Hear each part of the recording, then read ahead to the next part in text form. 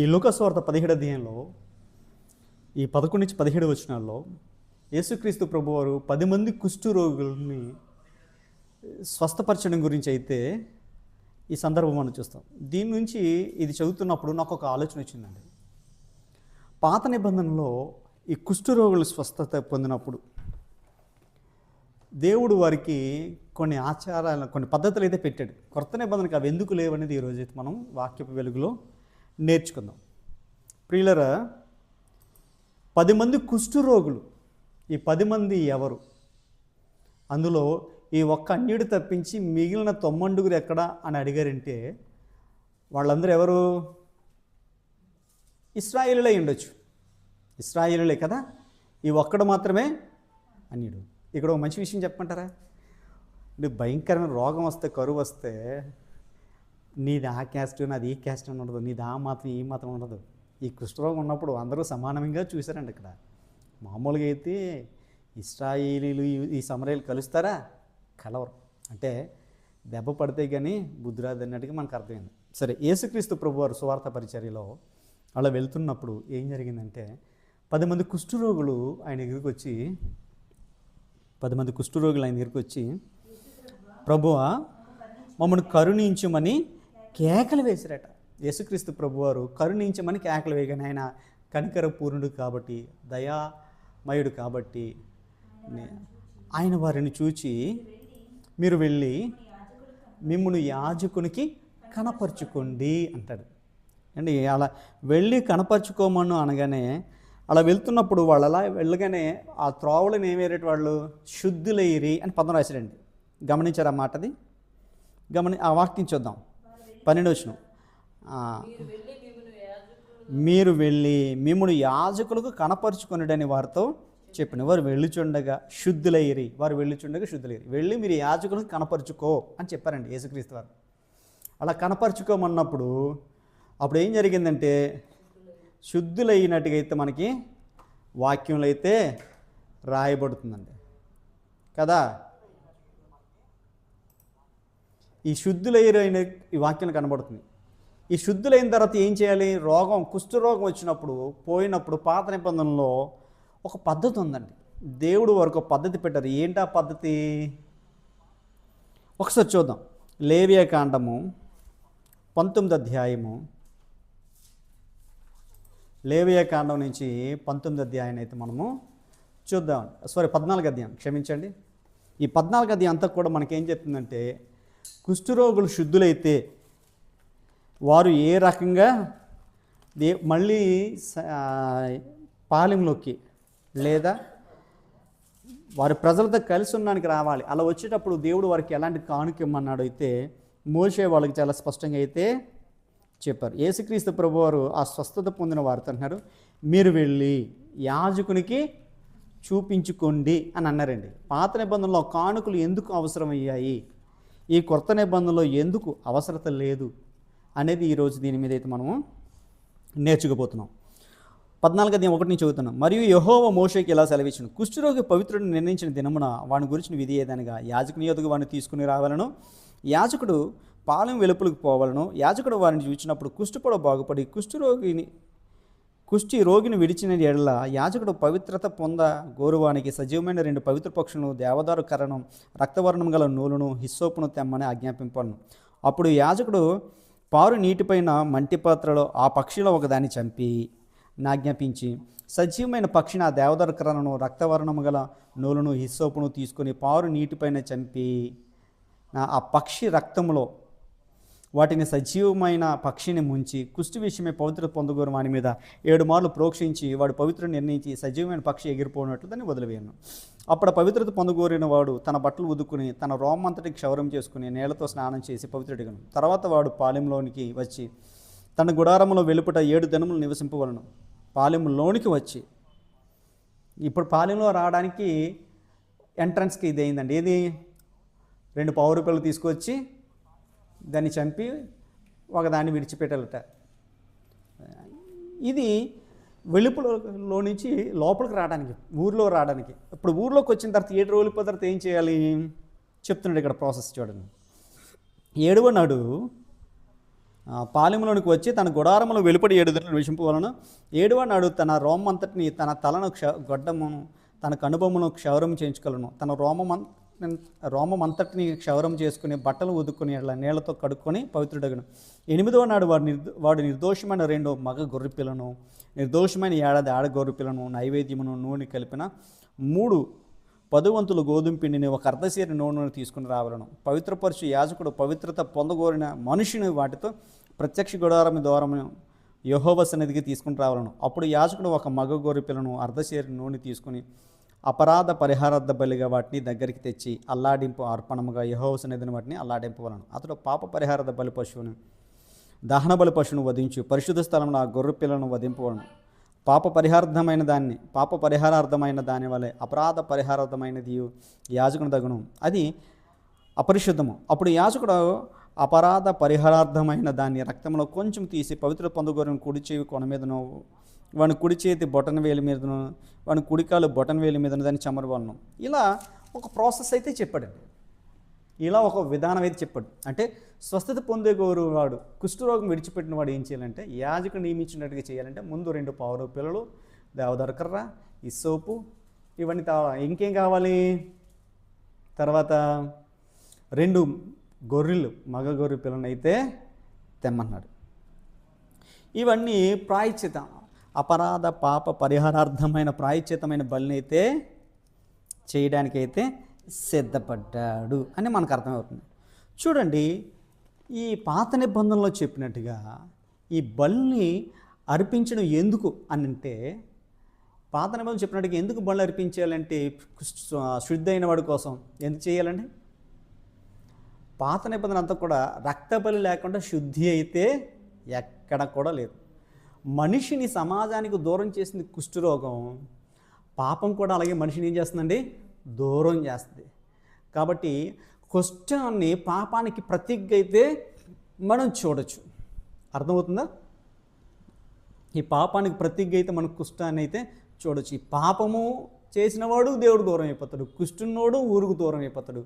కాబట్టి ఈ రెండిటికి శుద్ధి అనేది దేనివాడు కలుగుతుంది? అసలు పాత నిబంధనలో ఎందుకు ఈ రకమైన కానుకలు పెట్టారంటే, ఈ కానుక వాని పాపం నుంచి శుద్ధి చేయడానికైనా కావచ్చు, వాని కుష్ఠరోగం నుంచి శుద్ధి అవడానికైనా కావచ్చు. హెబ్రీ పత్రికలో 9వ అధ్యాయం 22వ వచనంలో ఒక వాక్య భాగాన్ని మనం చూస్తాండి. హెబ్రీ పత్రిక 9వ అధ్యాయము 22వ వచనాన్ని అయితే ఒకసారి చూద్దాం. హెబ్రీ పత్రిక 9వ అధ్యాయము, మరియు ధర్మశాస్త్ర ప్రకారము సమస్త వస్తువులను రక్తము చేత శుద్ధి చేయబడిననియు, రక్తము చిందింపకుండా పాప క్షమాపణ కలగదనియు సామాన్యముగా చెప్పవచ్చును. అంటే ఈ రక్తం ఎందుకు ఈ గొర్రెను అర్పించాలంటే, ఎందుకు అర్పించాలంటే, ఇది రక్త శుద్ధి అనేది కావాలంటే ఏం చేయాలట? సామాన్యంగా ఏం కావాలి దీనికి?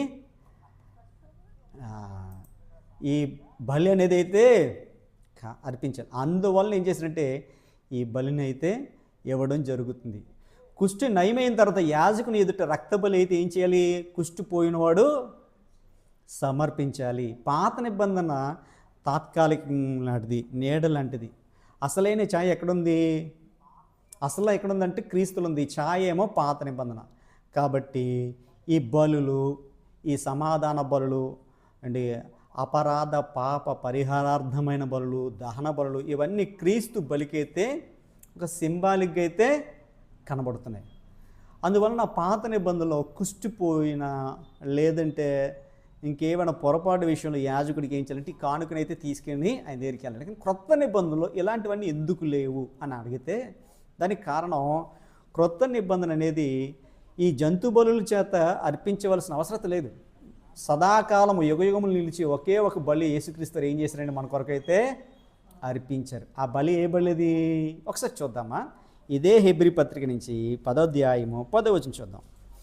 యేసుక్రీస్తు యొక్క శరీరము ఒక్కసారి అర్పింపబడుట చేత ఆ చిత్తమును బట్టి మనం పరిశుద్ధపరచబడి ఉన్నాము. అంటే ఇంకా 10 సార్లు మనకి బలి అనేది అయితే అవసరం లేదు. యేసుక్రీస్తు బలి ఒకటైతే చాలు.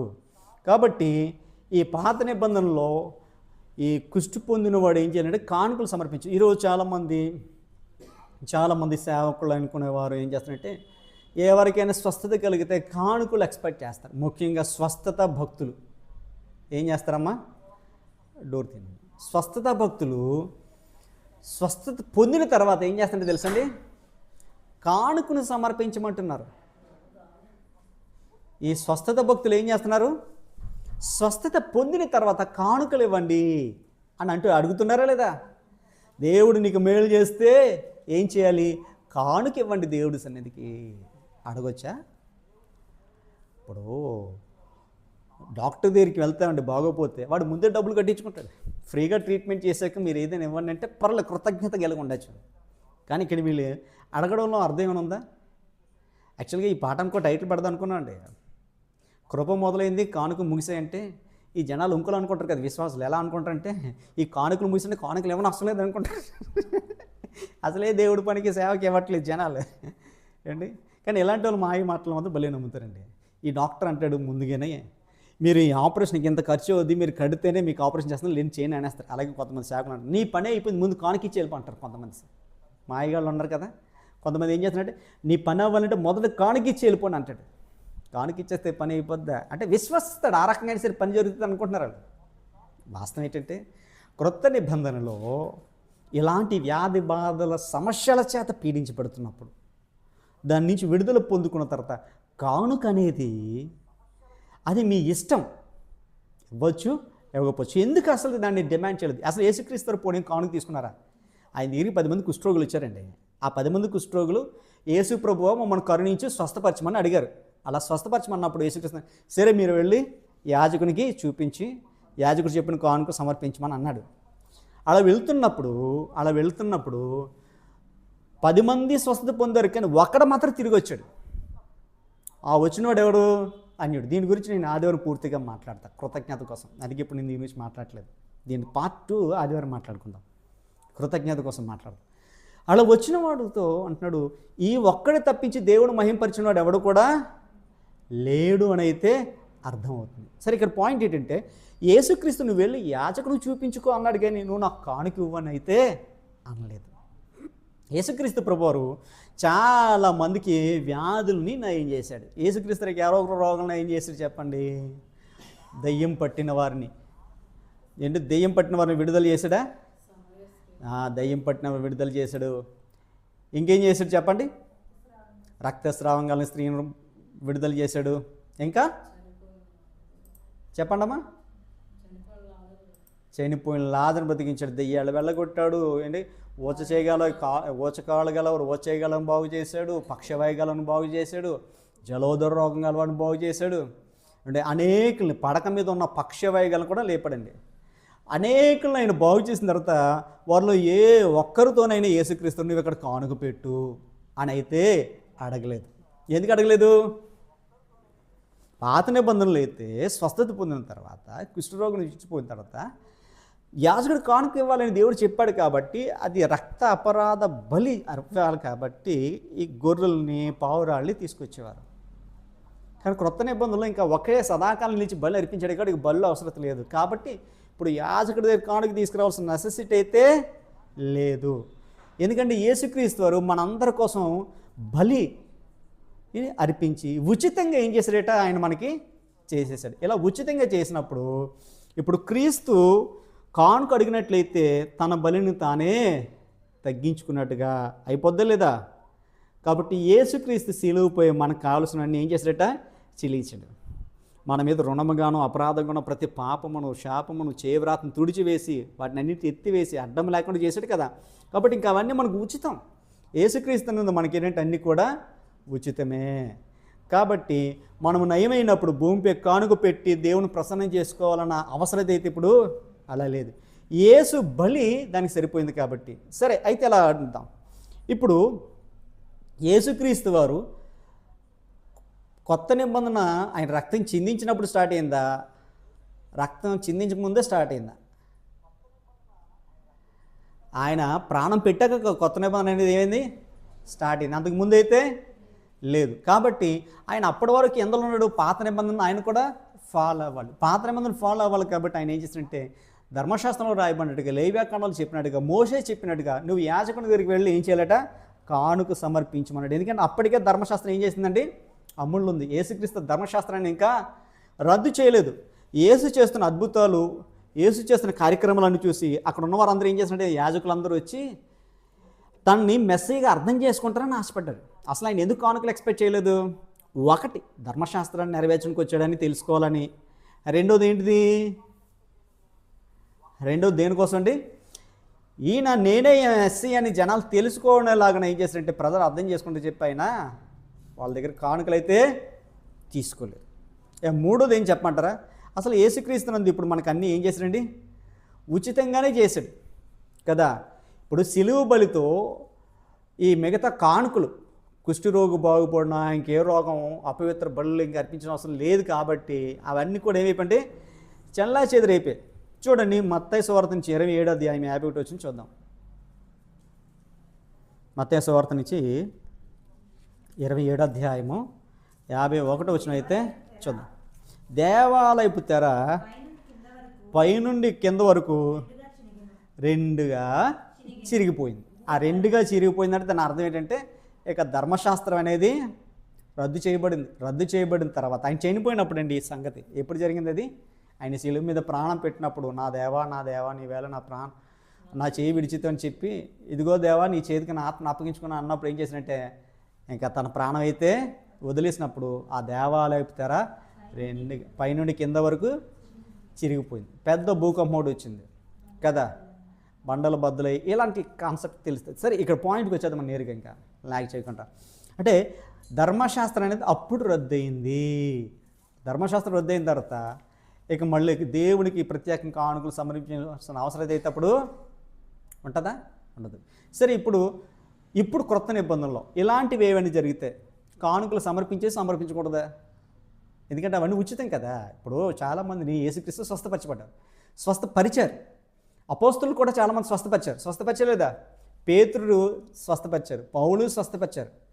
అనేక మంది స్వస్థపరిచిన తర్వాత వాళ్ళు ఏమైనా కానుకలు అడిగారు? ఎక్కడైనా వాళ్ళు అడగలేనప్పుడు ఈరోజు స్వస్థత పొందుకున్న వాళ్ళ దగ్గర మన వాళ్ళు కానుకలు అడగొచ్చా? అడగకూడదా? అడగకూడదు. కానీ అడుగుతున్నారంటే వాళ్ళు ఏం చేయాలి? మీకు అర్థం చేసుకొని ప్రయత్నించండి. ఇంకొక మాట ఏంటంటే అసలు క్రొత్త నిబంధనలో పోను ఏదైనా మేలు జరిగే కానుకలు ఇవ్వచ్చు, ఇవ్వకూడదా? ఇది కృప అండి. కృప అంటే ఉచితంగా ఇవ్వడమే, పొందుకోవడం అయితే ఇది ఉండదు.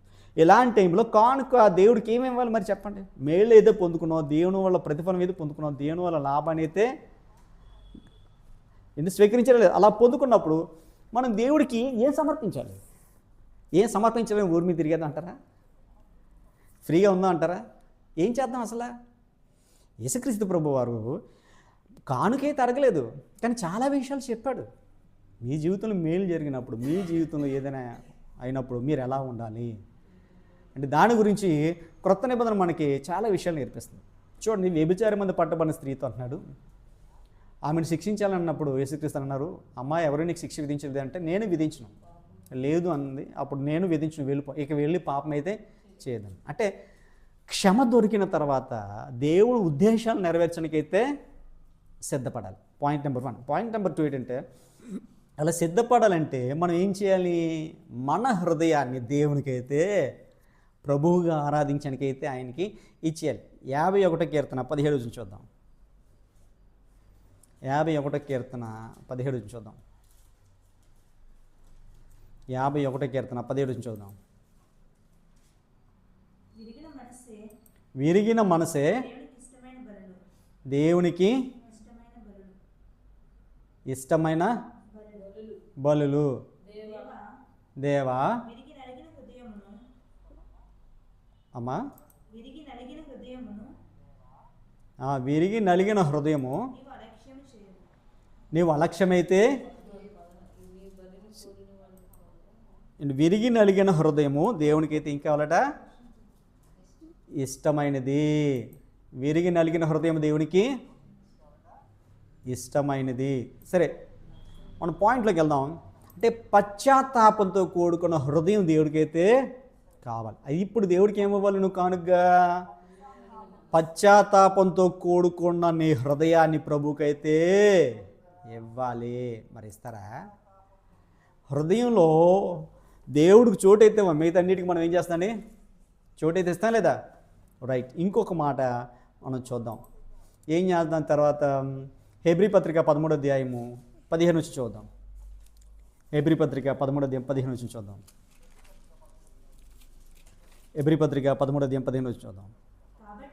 కాబట్టి ఆయన ద్వారా మనము దేవునికి ఎల్లప్పుడూ స్తుతియాగము చేయదము, అనగా ఆయన నామమును ఒప్పుకొనుచు జీవఫలం అయితే అర్పించదము. అంటే మన దేవునికి ఏదైనా మేలు పొందుకున్న తర్వాత, అమ్మా ఈ స్వస్థత పొందుకున్న తర్వాత ఏం చేయాలట? స్తోత్ర బలి. ప్రభు నిత్యము ఆయన గొప్ప కార్యాలు, ఆయన ఘనతను, ఆయన మహిమను సర్వజనులకు సకల కాలాల్లో అయితే తెలియజేయాలి. ఆయన మహిమను వివరించాలి. ఆయన శక్తిని అనేకులకి తేడతలం అయితే మాట ద్వారా కానీ చేతల ద్వారా కానీ చేయడానికైతే చెప్పడానికైతే ప్రయత్నించాలి. ఓకే, అంటే మన పెదాల ఫలము ఆయనకి నామగానం అయితే చేయాలి, ఆయన్ని స్తోత్రాలు అయితే చేయాలి. కానీ చేస్తున్నామా? ఆలోచించండి. అంటే స్వస్థత పొందిన తర్వాత చేయవలసిన పనులు ఇవేనని. తర్వాత ఇంకోటి చెప్పమంటారా? హెబ్రీ పత్రిక 13:16 వచ్చిన ఇంకొక మాట, ఉపకారమును ధర్మమును చేయ మర్చిపోకండి. అంటే దేవుడు మనకి మేలు చేసినప్పుడు మళ్ళీ మనం ఏం చేయాలట? దయగల కార్యాలు దేవుని సన్నిధిలో చేయడానికి ఇష్టపడతాం. దయగల కార్యాలు, ఉపకారము, ధర్మము చేయడానికి అయితే మనం ఇప్పుడు ఏం చేయాలటండి? సిద్ధంగా ఉండాలి. చేస్తున్నారు. మరి రోగం కుదురుపోయిన తర్వాత రోగం కోసం ఎందరో ప్రార్థించారో, కాపరి ఎంత ప్రార్థించారో కదా. ఏదైనా మేలు చేస్తున్నావా? మరి తిరిగి ఉపకారం చేస్తున్నావా లేదా? కానుకైతే గొర్రెలు తీసుకురావాలని, పావురు పిల్లలు తీసుకురావాలని అయితే లేదు ఇక్కడ. కానీ ఇలాంటివి ఉన్నాయా? నువ్వు దేవుడు నిన్ను బాగు చేశాక, దేవుడు నిన్ను కట్టాక, నీ జీవితం నిలబెట్టాక ఏం చేయాలంటే మనం ఇవన్నీ చేయాలొద్దా? చేయాలండి. ఆఖరిగా ఒక మాట చెప్తాను చూడండి. ఆఖరిగా ఒక మాట ఏంటంటే రోమిలు రాసిన పత్రిక 12వ అధ్యాయము 1వ వచనం ఒకసారి చూద్దాం. రోమిలు రాసిన పత్రిక 12వ అధ్యాయం 1వ వచనం ఆఖరి మాట ఒకటి చూద్దాం అండి. రోమిలు రాసిన పత్రిక 12వ అధ్యాయం 1వ వచనం చూద్దాం ఒకటి. అమ్మా, కాబట్టి సహోదరులారా, పరిశుద్ధమును దేవునికి అనుకూలమునైన సజీవ యాగముగా మీ శరీరాలని ఆయనకి సమర్పించుకొనండి. అంటే ఇప్పుడు ఏం చేయాలట? అంటే మరణశపై నుంచి దేవుడిని లేపాడు. ఇప్పుడు ఏం చేయాలి? చావులో నుంచి నేను తప్పించాడు, ప్రమాద బారి తప్పించాడు. ఇప్పుడు మీరు ఏం చేయాలి? స్వస్థపడ్డాక, బాగుపడ్డాక, బ్రతికి బట్ట కట్టాక ఏం చేయాలి? దేవుడికి నీ శరీరాన్ని ఇచ్చేయాలండి. దేవుని సేవ చేయడానికి, దేవుని సన్నిధిలో ఆయన ఆయన పరిచర్యలో పాల్గొనడానికి, ఆయన సేవలో ఇప్పుడు నీ శరీరాన్ని సమర్పించేసుకోవాలి. కానీ శరీరాన్ని అంటే కానుక ఇప్పుడు ఏం కావాలంటే దేవుడికి? ఒకటి, హృదయంలో చోటు. నీ హృదయం ఆయనకి ఇవ్వడం కానుక. రెండో కానుక ఏంటి? కృత నిబంధన ప్రకారంగా నీ పెదాలతో ఆయనకి స్తుతించడం. మూడో కానుక ఏంటి? మూడో కానుక ఏంటంటే కృత నిబంధన ప్రకారంగా చెప్పండి, ఉపకారము ధర్మమును చేయడం. నాలుగోది చెట్టు చివరిగా ఇవన్నీ చేయాలంటే శరీరాన్ని ఆయనకి ఇచ్చేయాలి. మరి ఇస్తున్నారా దేవుడు కానుకగా? ఏంటి? దేవుడు మనల్ని చచ్చిపోయిన మనల్ని బతికించుకున్నాడు. బతికించుకున్న మనల్ని అంటే ఇప్పుడు బతికున్న మనం ఎవరి కోసం బతకాలి? యేసుక్రీస్తు కోసమే. మనం ఆల్రెడీ పాపం ద్వారా అపరాధం చచ్చిపోయిన మనల్ని క్రీస్తు ఏం చేసినట్టే తిరిగి లేపి బ్రతికించాడు. అలా బ్రతికిన జీవితం ఎవరికి ఇవ్వాలి? కానుకగా ఆయనకి ఇచ్చాడు. కానీ కానుక నేను కాదు ప్రభువా, నేను కానుకనైతే కాదు ప్రభు అంటున్నారండి. ఇప్పుడు కానుక ఎవరు చెప్పండి? దేవుడు కృప మొదలయ్యాక నీ నుంచి డబ్బులు ఆశించట్లేదు. నీ నుంచి గొర్రె పిల్లలు, మేక పిల్లలు, లేదంటే పావురాలు, ఎద్దులు, లేకపోతే కోళ్ళు, ఇవి కాదు ఆశించేది. ఏం ఆశిస్తున్నాడు దేవుడు? అమ్మా, నీ హృదయంలో ఆయన చోటు కావాలి, అది కానుకగా కావాలి. రెండోది ఏంటంటే నీ పెదాలతో దేవుడు నిత్యము స్తుతిస్తూ ఆయన గొప్ప కార్యాలు చాటి చెప్తుండగానే ఉండాలి. మూడు, నీకు మేలు చేసాడు దేవుడు, బదులుగా నువ్వు ఇతరులకి ఉపకారం ధర్మం చేయాలి. నాలుగు, నీ శరీరాన్ని దేవుడికి ఎత్తించాలి. క్రొత్త నిబంధన ప్రకారం ఇది. కానీ ఈ శరీరాన్ని దేవుడికి ఇవ్వాలంటే ఎత్తున్నారా? ఈ శరీరం మళ్ళీ రోగం వస్తే దేవుడికి ఇస్తారు. ఈ శరీరం మళ్ళీ ఏదో కాలు చేయపోయింది అనుకోండి, మళ్ళీ దేవుడి దగ్గరికి వస్తారు. అంతలో రారు వీళ్ళు. అంతేనా? దేవుడు నిన్నే కానుకగా కోరుకుంటున్నాడు. దేవుడు నిన్నే కానుకగా కోరుకున్నప్పుడు దేవుడు కొరకు నువ్వు బ్రతకాలి కదా. ఏది ఎక్కడ బతుకుతాను చెప్పండి. ఇది చాలామంది దేవుడు బతికించాడండి, స్వస్థపరిచాడు, చాలామందిని బాగు చేశాడు. కానీ దేవుడు కొరకు కానుక ఏదో వాళ్ళు మర్చిపోయి పాస్టర్ గారికి ఒక 500 ఇస్తారు, లేకపోతే 1000 చేతులు ఎడతారు. అంతే నీ పని. ఇది కాదు కానుక. అసలు కానుక ఏది? నీవేనమ్మా. నీ శరీరము, నీ దేహం, నీ ఆత్మ, నీ హృదయము, ఇవన్నీ ఎవరికి? దేవునికి ఇవ్వాలి కానుకగా. ఈ క్రొత్త నిబంధనలో కృపాకాలంలో దేవునికి నిజమైన కానుక ఇవ్వాలనుకుంటే, ఏదైనా ఇవ్వాలనుకుంటే అది ఏదంటే నీ హృదయము, నీ స్తోత్రాలు, నీ పెదాలు, నోటితో జీవఫలము అండి. తర్వాత ఏంటంటే స్తుతులు, తర్వాత నీ శరీరం మంచి చేయటం, ఈ దేహం దేవుని సన్నిధిలో పెట్టి ఆయన సేవలో నిరంతరం కొనసాగడం. ఇది కదా కావాల్సింది. మనం ఇది మర్చిపోయండి. హృదయం, స్తోత్రం, జీవితం దేవుడికి ఇవ్వడం మర్చిపోయి ఏం చేసామంటే, ఈ పాపం నుంచి బయటపడ్డాక ఈ చావు నుంచి తప్పించుకున్నాక దేవుని సన్నిధిలో మనం నిర్లక్ష్య వహిస్తున్నాం. అంటే ఎంత తప్పు చేస్తుందో తెలుసా? ఇది కృపాకాలం కాబట్టి దేవుడు అనట్లేదు. బేసిక్గా పాత నిబంధనలు తప్పు చేశాడు, బయటకు వచ్చాడు క్షమాపణ పొందుకొని మళ్ళీ వచ్చాడు, పాలెంలోకి చేరుకున్నాడు అనుకోండి, వాడు మళ్ళీ తప్పు చేస్తే ఏం చేస్తాడు? ఇంక వదిలేయడమే కదా. దేవుడి కృప కాబట్టి వదిలేశాడు. మీరు ఏం చేసినా సరే దేవుడికి మీరు మీ జీవితాన్ని ఎలాంటి స్థితిగతుల నుంచి ఎలాంటి పరిస్థితులకు నడిపించాడు తెలిసిండి కూడా ఉద్దేశపూర్వకంగా నిర్లక్ష్య పెట్టి దేవుని సన్నిధిలో ఉంటున్న మిమ్మల్ని దేవుడు వదిలేశాడు ఏమి చేయకుండా. కృపాకాలం కాబట్టి. కానీ నువ్వు ఆయన చేసిన మేలు, ఆయన చేసిన కార్యాలకి, ఆయన చేసిన మంచికి నువ్వు బదులుగా నీ దేహం, నీ జీవితంలో ఏమి ఇవ్వగలవు చెప్పండి? నీ దేహాన్ని ఇవ్వగలవు తప్పించి ఏముంది? ఆలోచించండి. నీవు చేసిన ఉపకారములకు నేనేమి చెల్లింతును? వేలాది నదులంత విస్తారమైన తైలమా నీకు ఇచ్చినా చాలనా? ఇంకేమంటాడండి? అప్పుడు గర్భఫలం గెలిపారా? ఇంకోటి ఉంటుంది, ఏముంటుంది? వేలాది నదులంత విస్తారమైన తైలము నీకు ఇచ్చినా చాలనా? పాడండి పాట అది.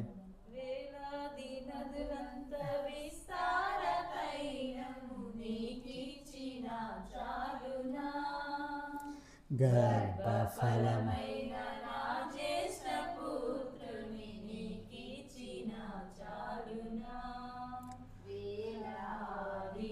ఇది పాయింట్. వేలాది దూడలను, వేలాది పొట్టేలు. ఇప్పుడు ఏం కావాలంటే దేవుడికి? నీ పొట్టేలు అక్కర్లేదు, నీ దూడలు అక్కర్లేదు, ఇంకేం అవసరం లేదండి. ఏంటి? నీ దూడలు అవసరం లేదు, నీ దొడ్డి అంటే రాయలసీమ ప్రకారంగా డబ్బులు. రాయలసీమ పరిభాషలో డబ్బుని ఏమంటారు? దొడ్డి అంటారు.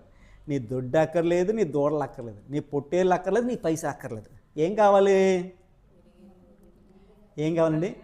నీ జీవితం, నీ శరీరం, విరిగి నలిగిన హృదయం, దేవుడి కోసం బ్రతకడం ఆయనకి కావాలి. ఇవన్నీ వద్దు. ఏమొస్తాను? ఇంకేమైనా గర్భఫలం ఇచ్చేస్తావా? గర్భఫలం కానుకిస్తున్నారా? దేవుడికి ఇవ్వాలంటే మనం ఏమి ఇచ్చినా తక్కువేనండి. ఆయన చేసిన కార్యక్రమాలకి, ఆయన చేసిన కృపకు, ఆయన మన పట్ల చూపిన ఔదార్యానికి, ఆయన మన పట్ల చూపిస్తున్న కనికరానికి, దయకి మనం ఏమి ఇచ్చినా తక్కువేనండి. ఆలోచించండి. కొరింథీ పత్రికలో, 2 కొరింథీ పత్రికలో దేవుని కొరకు 8 అధ్యాయాలు అంటారండి. మాసిదోనియ విశ్వాసాలు అయితే ఏం చేసింది? తమ శరీరాలు దేవుడికైతే ఇచ్చేసారట. ఎంతగా చేయదని మీతో అనుకోవట్లేదు అంటున్నారండి. దేవుడి కొరకు సజీవ యాగంగా మనం ఇచ్చేటట్టు శరీరాన్ని సమర్పించేయాలి. కానీ సమర్పిస్తున్నామా? దేవుడు సజీవ యాగం ఇవ్వగలుగుతున్నా? ఈ క్రొత్త నిబంధనలో దేవుడు అడుగుతున్న కానుక ఏంటంటే దూడలో కాదు, పొట్టేలు కాదు, మేకలో కాదు, బలులు అంతకన్నా కాదు, నీవే కావాలి కానుకగా. ఈ కృపకాలం, ఆ కాలం కానుకలు ముగిసాయి. ఏ కానుకలు ముగిసాయి? పొట్టేలు, దూడలు, మేకలు, ఎద్దులు, పావురాలు ఇవన్నీ ముగిసాయి. ఈ కృప మొదలైంది కాబట్టి ఈ కృపాకాలంలో రక్షించబడి నువ్వేం చేయాలంటే నీ జీవితాన్ని, నీ హృదయాన్ని ప్రభువుకి ఇవ్వాలి కానుకగా. మరి ఇస్తున్నావా? ఈ క్రిస్మస్ టైంలో మనందరం కూడా ఏమంటారంటే, నా హృదయంలో ప్రభువుని చేర్చుకుని, కింద సంవత్సరం చేర్చుకున్న ప్రభు ఏమయ్యాడు? వెళ్ళిపోయిన మళ్ళీ చేర్చుకుంటారా?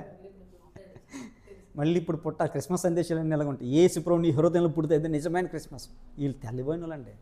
క్రిస్మస్ రోజు పుట్టిస్తారు, గుడ్ ఫ్రైడే రోజు చంపేస్తారు. 3 నెలలు 4 నెలలు గ్యాప్ అంతే. మళ్ళీ ఖాళీ. ఇదంతా నా దేవుడు కానుక కాదు, ఇదంతా దెయ్యాన్ని కానుక అయిపోతుంది. ఏది? దేహాలు. కాబట్టి నేనేమంటున్నానంటే దేవుని కానుక ఏదైనా ఉందంటే నీ జీవితం. ఈ దేహంతో నిష్ప్రయోజన సేవకులం మీ చేయగలిగి చేసామని ఈ శరీరంతో జీవిస్తున్నంతకాలం సేవ చేసి తండ్రిని మయంపరిచి ఆయన దగ్గర పోవడం. కాబట్టి క్రొత్త నిబంధన ప్రకారం కానుక ఏంటి చెప్పండి? దేవుడికి ఇవ్వాల్సిన అత్యంత శ్రేష్టమైన కానుక శరీరము, నీ జీవితం. అది ఇవ్వట్లేదండి. మన హృదయం ఇవ్వట్లేదు, దేవుని పెదాలతో స్తుతి చెల్లించట్లేదు, స్తోత్రార్పణ చేయట్లేదు, జెహోవాను అర్పించట్లేదు. ఈ జీవితం కూడా దేవుడికి ఇవ్వట్లేదు. పైగా ఇప్పుడు ఈరోజు సమర్పించాను అందరికీ, ప్రతిరోజు సమర్పించేస్తుంది. ఎన్నిసార్లు చెప్పి నాకు చిరాకేస్తుంది, ఏం చెప్తే బాగుంటుందని. ఏం చెప్పినా సరే మారట్లేదండి, బాధ వేస్తుంది. దేవుడు నిన్ను కాపాడి నిన్ను రక్షించి అంటే పోషిస్తున్నందుకు ఆయన పట్ల నువ్వు ఎంతో కృతజ్ఞత భావన కలిగి ప్రేమ కలిగి ఉండాలి. ఆ కృతజ్ఞత భావం ఎలా ఉండదు? లేకపోతే ఏమవుద్ది? కృతజ్ఞత భావం కలిగిన ఎలా దీవించబడతారు? ఆదివారం అడిగితే మనము విందాం. ఓకేనండి. సో కాబట్టి కృత నిబంధన ప్రకారం కానుక ఏంటంటే ఇది, పాత నిబంధన ప్రకారం కానుకలు అయితే అవి. ఆ కానుకలు ఇప్పుడైతే చెల్లుబాటు అవ్వు. ఎందుకంటే యేసుక్రీస్తు సదాకాలం నిలిచి బలిగా తన జీవితాన్ని అర్పించాడు. పాత నిబంధనలో ఏదైనా సరే శుద్ధిపరచబడాలంటే రక్తబలి లేకుండా శుద్ధి అవ్వదు. కానీ కృత నిబంధన ప్రకారం యేసుక్రీస్తు ఒకే బలి, సదాకాలం నిలిచి బలిగా తన జీవితాన్ని అర్పించడం ద్వారా అవి రద్దుపరిచాడు. ఆ కాలపు కానుకలు రద్దుపరచడం. కొత్తగా అయితే ఈ రకంగా అయితే మన జీవితాన్ని ఆయనకి ఇవ్వడం ద్వారా, మన జీవితాన్ని కానుకగా సమర్పించడం ద్వారా ఆయన మహింపరచడానికి అయితే మనం సిద్ధపడాలి. ప్రార్థన చేసుకుందాం. ఒకరు ప్రార్థించండి.